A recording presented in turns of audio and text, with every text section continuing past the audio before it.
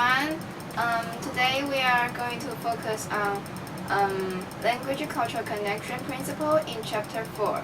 First, I'm Anita, and I want to share that I agree with the statement which the teacher should provide something related to social linguistics to help students adjust to a new culture. Take my advanced listening teacher Jean for example.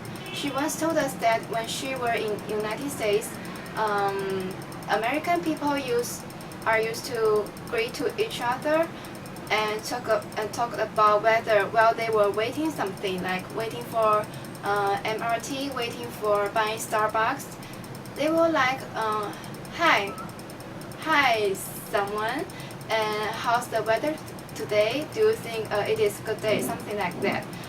However, she found that Taiwanese people don't have this kind of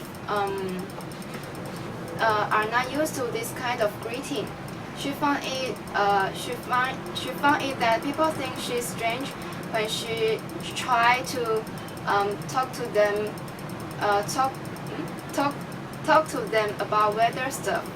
As a result, if a teacher doesn't provide anything related to social linguistics, their students may find it difficult to blend in a new culture.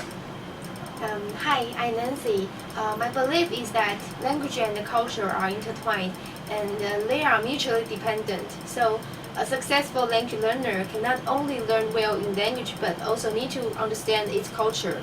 And because culture represents one's value and way of thinking and acting, and which will influence one's language use during communication.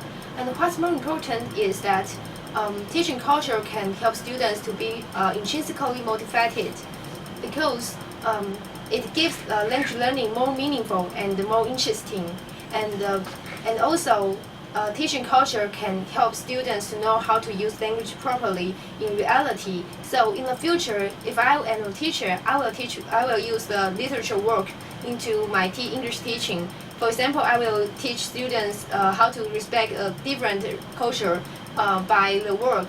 A very old man with enormous wings, and I will let my students to think more about the deeper meaning in these literature works. Hi, I'm Marjorie, and I want to give more example about the culture really matters in learning second language. For example, I really love Japanese culture. I love their clothes patterns and how they drink tea, and also their songs and literature. So if I can learn Japanese well, I can sing their song by myself and can read their literature directly in Japanese without translation. And on the contrary, I think learning a second language would also affect people if people will fall in love with their culture. Take as one of my best friends as an example.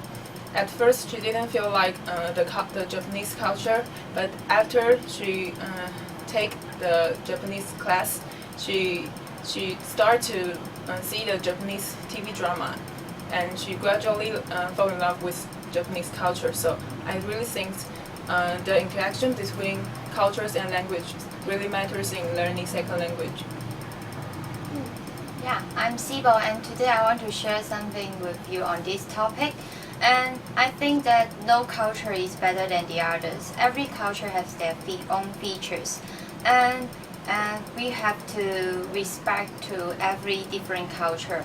And here is an example when a teacher wants to teach something about like table walks. And for Indian, they used to use their hands to eat food because they think that foods are provided by their hands, and so they have to use their hand to taste this kind of delicious food.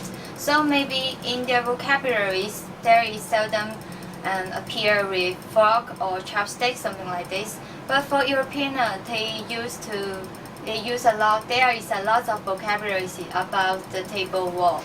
For example, they use spoon, they use fork and knife to have their meal. And because of that, if the students didn't take this kind of language and also culture connection, they won't know about when they go to India, they have to use their hand. And besides, they can also learn a lot of vocabulary differences. Yeah, so I think the connection is very important. Yeah, that's all for our sharing. Thank Thank you. you.